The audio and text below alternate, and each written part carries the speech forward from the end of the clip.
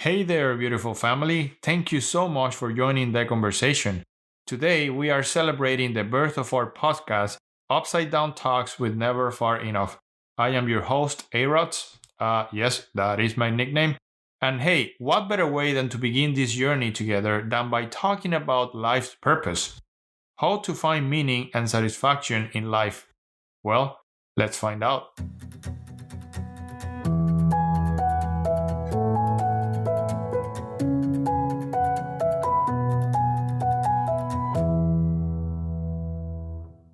Bertrand Russell, the British mathematician, philosopher, and quite honestly an atheist, said, "Unless you assume a God, the question of life's purpose is meaningless."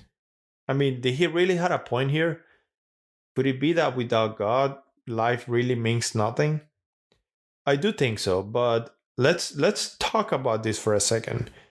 If we live under a godless world, then we are basically governed by the laws of evolution. And the main law of evolution states that we are living under a survival of the fittest scenario. So if we are only driven by survival of the fittest, this basically means that we live, we die, and that's it. There's nothing to look forward to, nothing further. It's just an empty, meaningless, purposeless life that will one day end. And I can attest to this in my own life because we as humans, we tend to think of purpose and meaning as a goal that we must set for ourselves. But is that so? In my personal life, I love airplanes. Airplanes are my thing. Ever since I was a kid, I wanted to become a pilot. I wanted to fly. I wanted to work around planes.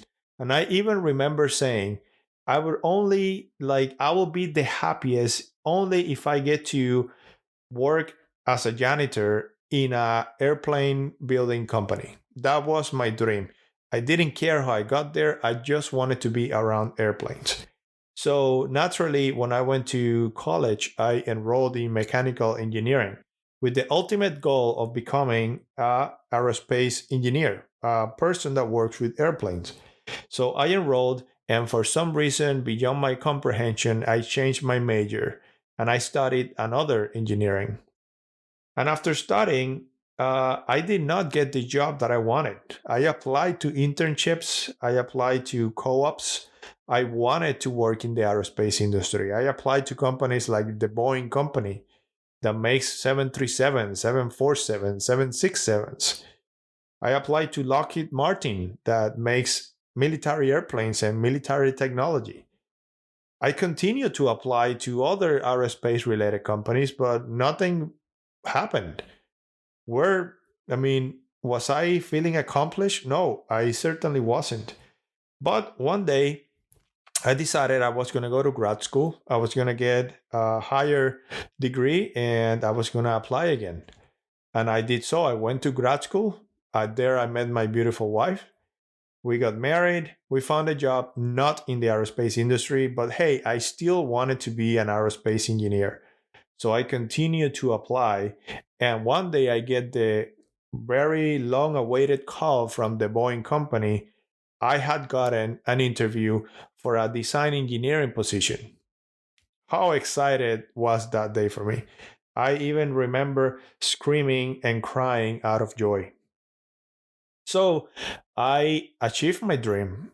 I did my interview, I got the job, and I eventually moved to the state of Washington so that I could work for the Boeing company, making, building, designing airplanes. Lifelong dream achieved. But here's the thing, when I got my bachelor's degree, I thought that was the top of the hill. I wanted more, I wanted a job.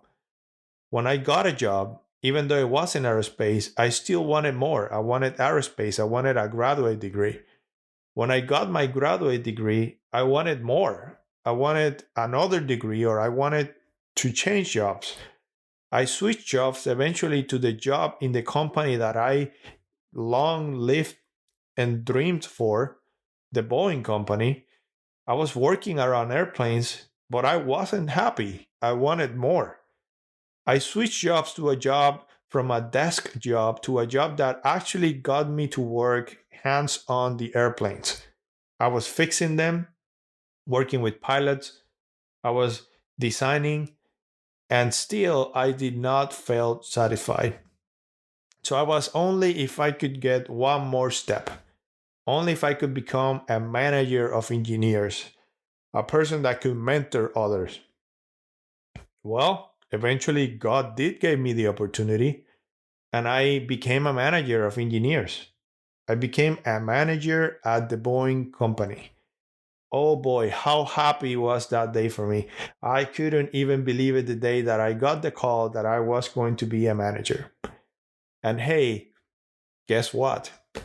Once I got that job, something still felt odd. I was not completely satisfied. I remember the day when I said that no matter what I was doing, I was going to be happy and fulfilled working with airplanes. I got there as an engineer, I got there as a manager, and I still did not felt completely satisfied and fulfilled.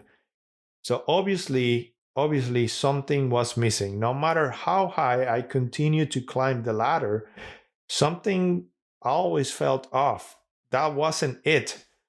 So the obvious question is, what is going on? Well, not too long ago, I read the book called entitled A Purpose Driven Life by Rick Warren. And that book begins stating the following: it is not about you. The purpose of your life is far greater than your own personal fulfillment, your peace of mind, or even your happiness. It's far greater than your family, your career, or even your wildest dreams and ambitions. If you want to know why you were placed on this planet, you must begin with God.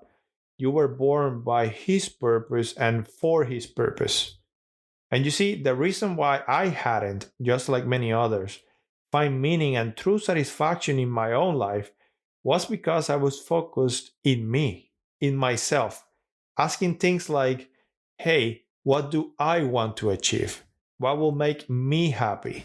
What do I want to get in life? What is my next step?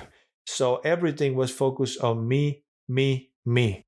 When I should have been asking is, hey, what does God want from my life? And while thinking about this topic, the Bible verse that came to my mind was John 15:5, and it says, I am the vine, this is Jesus speaking, and you are the branches. He who abides in me and I in him bears much fruit, for without me you can do nothing. You see, without Jesus, I did many things. Before I really came to Jesus' feet, I did many things, achieved for the sake of life, what people think success look like. I did a lot of things, accomplished a lot of things, but in the end, none of that actually meant nothing. And just like me, many others out there live day by day by day, living to achieve their own goals, only to realize once they get there that that was not it. That was not the answer. I remember one kid once asked me, why do rich people commit suicide? And I remember looking at him and saying, because money is not all. And for many of us, that is actually hard to comprehend because the kid did had a point. When you have all the money in the world, technically you don't have most of the problems that us normal humans do, financially speaking. You don't worry about what to eat, what to buy, where to live, how to move from one place to the other, which basically amount to most of the problems that us humans face every single day. So for in the kid's mind, if you have all the money in the world, why would you struggle? Why would you feel empty? And again, my friend, I need to remind you that it's not about us. It's not about you. It's not about me. It's about what God wants in our life. You want to live a life filled with meaning, with joy, with satisfaction, with purpose? My beautiful friend, you need to start with God. Only in Him and through Him you can find true meaning, true satisfaction in life. And at the end of the day, that's what really matters, right? I've come to realize that Making this podcast, for instance, making a post on the internet and talking about Jesus with others makes me happy. It makes me fulfilled. Not because, by the standards of this world, not because I'm elevating myself philosophically or reading 20 books a day, but because I'm serving God. And there's purpose, there's satisfaction in serving Him who gave everything for me. I genuinely enjoy my time with Jesus. And I highly encourage you, my friend, to take some time, go on your knees, and ask God, God, what is my purpose? Start with Him, go to Him, start with God.